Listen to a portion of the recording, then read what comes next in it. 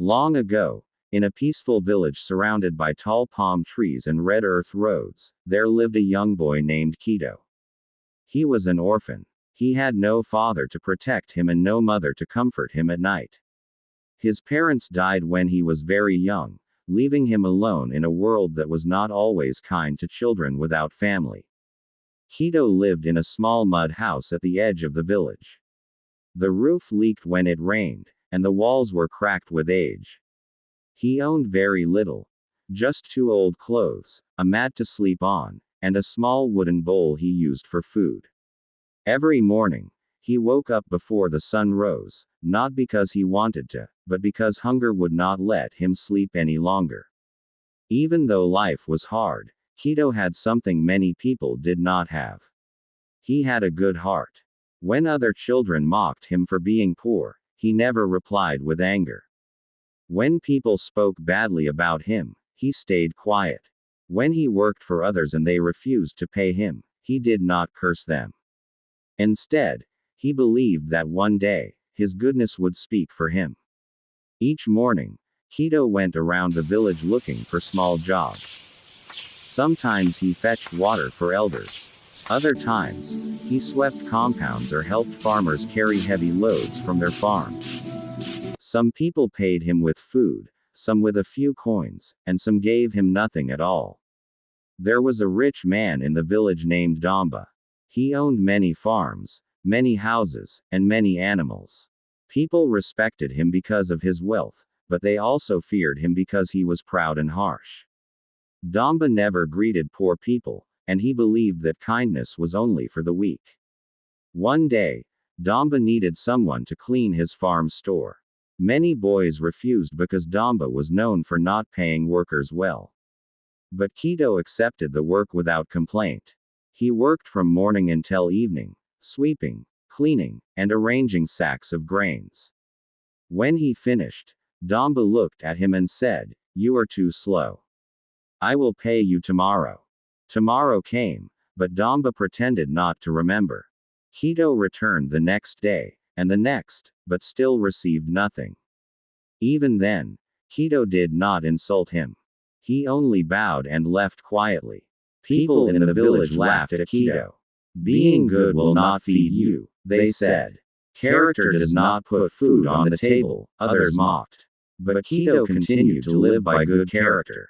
One evening, while returning from the stream, Keto saw an old woman struggling to carry firewood.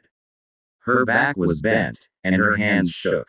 Without thinking, Keto dropped his bucket and helped her carry the load to her home. The old woman looked at him with kind eyes and said, "My child, may your good heart open doors that strength cannot." Keto smiled and went home hungry that night, but his heart was full. As years passed, Keto grew into a young man.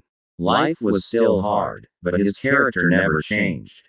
He was honest, respectful, hardworking, and kind. Whenever there was a problem in the village, elders trusted him to speak the truth. Whenever there was work to be done, people called him first because they knew he would do it well. One year, a terrible drought came to the land. Crops dried up, rivers became shallow, and hunger spread across the village. Even rich people began to suffer. Damba lost many of his crops, and his workers ran away. During this difficult time, the village chief announced that a trader from a distant land would visit the village. The trader wanted someone trustworthy to help him manage his goods and translate the local language. The chief needed someone honest, not greedy, and respected by the people. Many rich men offered their sons, but the chief refused them. Then the elders spoke with one voice. "Choose Keto," they said. "He is poor, but his character is rich." When the chief called Keto, the young man was shocked. He had never imagined such an opportunity. With humility, he accepted the role. The trader arrived with carts full of cloth, grains, and tools. From the first day, Keto worked faithfully.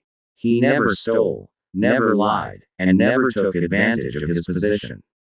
When the trader tested him by leaving money in the open, Keto returned every coin untouched. Impressed, the trader trusted Keto with greater responsibility. He taught him how to read numbers, how to trade, and how to manage business. For the first time in his life, Keto learned skills that could change his future. After many months, the trader prepared to leave. Before departing, he called Keto and said, "Your character has spoken louder than your poverty. I will leave you part of my business here. Manage it well." Overnight, Keto's life changed. He became a respected trader, providing jobs for villagers. He paid people fairly, treated workers kindly, and helped widows and orphans, just like he once was. He repaired his old mud house and turned it into a place where hungry children could eat. Damba, the rich man who once refused to pay him, came one day to beg for help. Keto welcomed him with respect and offered him assistance without reminding him of the past. People were amazed. "This is true greatness," they said. Keto never became proud. He remembered his suffering, and he remained humble. He taught children that wealth without character is empty, but character can build a destiny greater than riches. And so, the orphan who had nothing became a man who had everything, not because of luck, strength, or wealth, but because of good character.